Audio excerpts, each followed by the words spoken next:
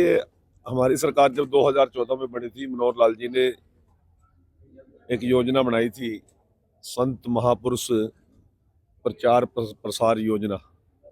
उसमें हमारा तात्पर्य है, हमारे प्रदेश के अंदर जितने भी संत महापुरुष के मानने वाले लोग हैं, उनके जयंती समारोह सरकार अपने खर्चे पर करेगी। इस बार वाल्मीकि जयंती समारोह 17 तारीख का था कार्यक्रम, और 17 तारीख को ही हमारी सरकार की ओथ सेरेमनी थी। इस पर्पज से उसमें हम वो कार्यक्रम सेलिब्रेट नहीं कर सके। तो हमारे मुख्यमंत्री जी ने चुनाव के दौरान घोषणा की थी कि आप हमारी सरकार बनाओगे तो उसके बाद हम चुनाव के बाद ही वाल्मीकि जयंती का सम्मेलन हम करेंगे। तो इस बार 17 की बजाय हम 24 नवंबर को भगवान वाल्मीकि जयंती समारोह एकलव्य स्टेडियम जींद में सेलिब्रेट कर रहे हैं। और 24 तारीख को मुख्यमंत्री जी यहाँ पर इस कार्यक्रम में आ रहे हैं। उसकी तारीख की समीक्षा करने के लिए प्रशासन के साथ मैं यहाँ पर आया हूँ।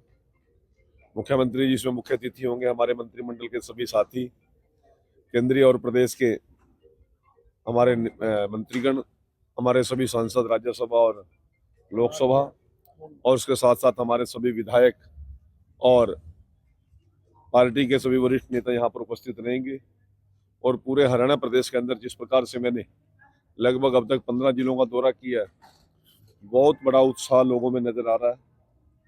और मुझे लगता है कि न भूतो न भविष्यते, कभी इतना बड़ा जन सैलाब आज तक जींद में कभी नहीं आया होगा जितना नायब सिंह सैनी जी के बुलावे पर, और नायब सिंह सैनी जी को देखने के लिए, मिलने के लिए, उनके सम्मान के लिए भगवान वाल्मीकि जयंती समारोह में यहाँ पर लोग पहुंचेंगे। तो क्या नहीं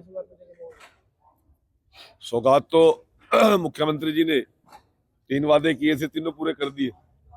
चुनाव के दौरान कहा था कि मैं शपथ बाद में लूंगा, 25,000 लोगों को रोजगार पहले दूंगा। उनका पहले अपॉइंटमेंट लेटर दिया, तब उन्होंने शपथ ली।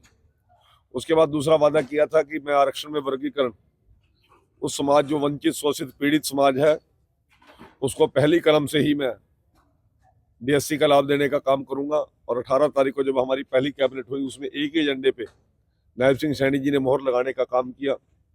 और तीसरा वादा किया था कि 1,20,000 नौजवानों के घरों के अंदर मैं एचकेआरएन के माध्यम से उनको रोजगार की गारंटी दूंगा। उनसे वादा करता हूं कि मेरी सरकार बनने के बाद उनकी रिटायरमेंट तक उनके रोजगार को किसी प्रकार की दिक्कत नहीं आने दूंगा।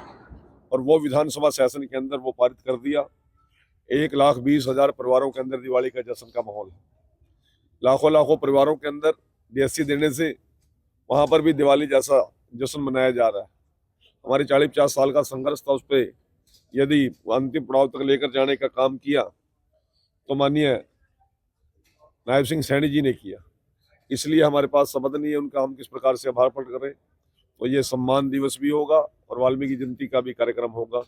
इसकी तैयारी में हम लगे हुए हैं। 14 सीटों पर ईवीएम हैक करने के आरोप लगाए।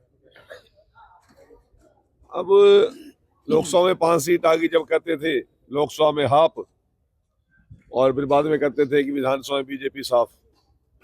अब पता नहीं किस प्रकार के ख्याल कांग्रेस के लोग पाले बैठे थे। अब वो ईवीएम हैक करने की बात कर रहे हैं। मैं आप लोगों से एक बात पूछना चाहता हूँ, यदि ईवीएम हैक करने की बात थी, पर 14 पे क्यों 90 पे पकड़ लेंगे हम? लोकसभा में 10 की 10 सीटें पकड़ लेंगे।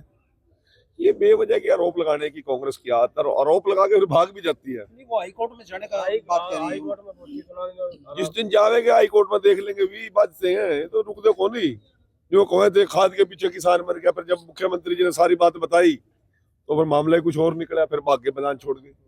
फिर इन्होंने लाया आरोप कि नौकरियां नहीं मिलती लोगों ने। जब मुख्यमंत्री जी ने आंकड़ा दिया, फिर भाग्य मैदान छोड़ गए। अपना इनका नेता प्रतिपक्ष अब तक ये चुन नहीं सके। सिर्फ फोटोवल है, नेता है ना, नीयत है कांग्रेस के पास, ना नेतृत्व है, ना लोगों के लिए कोई एजेंडा है।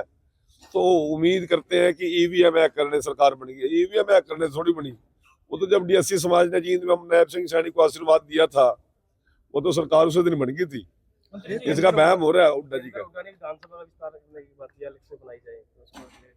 देखिए, वो तो आगे हमारा परिसीमन होगा, सीटें बढ़ेगी।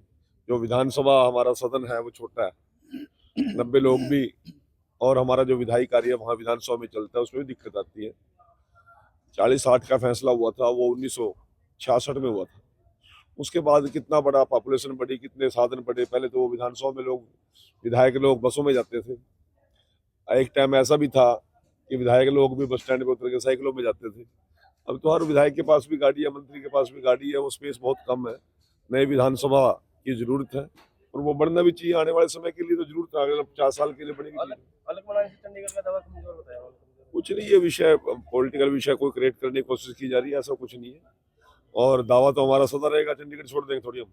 मंत्री जी, एक चंडीगढ़ नेशनल हाईवे बनकर तैयार होगा जम्मू कटरा, बात की जाए हाँ, उसके बारे में क्या? तो ये तो जींद वालों से पूछो ना, जो एक एक सड़क को तरसते थे, आज 7-7 हाईवे यहाँ पे गुजर रहे। और इतने बढ़िया हाईवे बना दिया हमने।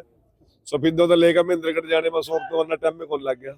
मंत्री जी, बीजेपी ने पंचकुला के अंदर एक समीक्षा बैठक की थी जहां पर 42 सीटों पर जहां बीजेपी की हार हुई है, उसको लेकर मीटिंग हुई थी। उसकी अध्यक्षता मोहनलाल बुड़ौले ने की थी, तो वहां पर सामने आया कि भीतरघात की वजह से बीजेपी हारी है।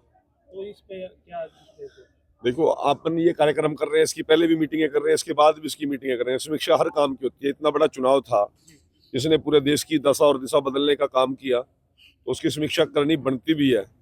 जहाँ सीटों पे हारे हैं हमने उसकी समीक्षा भी की है, जहाँ जीते हैं उसकी समीक्षा भी की है। हर कार्यक्रम की समीक्षा हर पार्टी करती है, हर नेतृत्व करता है, हर लीडरशिप करती है। आप घर में कोई फंक्शन करते हो, उसमें क्या क्या तैयारियां करनी पड़ती है, उसकी भी तैयारी की जाती है। उसके बाद वो फंक्शन कैसा रहा, परिवार में भी समीक्षा की जाती है। ये समीक्षा करना एक रूटीन का काम है और पार्टी ने जो कुछ उनके सामने बातें आई हैं उसके ऊपर भी मंथन चिंतन किया है।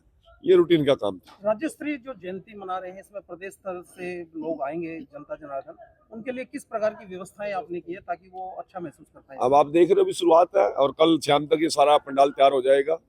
हमने हर प्रकार के यहाँ पर व्यवस्थाएं, पीने के पानी की भी और उनके रिफ्रेशमेंट की भी। जो लोग आएंगे उनको स्टेज तक ठीक मंच पर बैठने का स्थान मिल जाए। जो पंडाल में बैठेंगे लोग उनके लिए भी, और जो हमारे कलाकार बंधु हैं उनके लिए।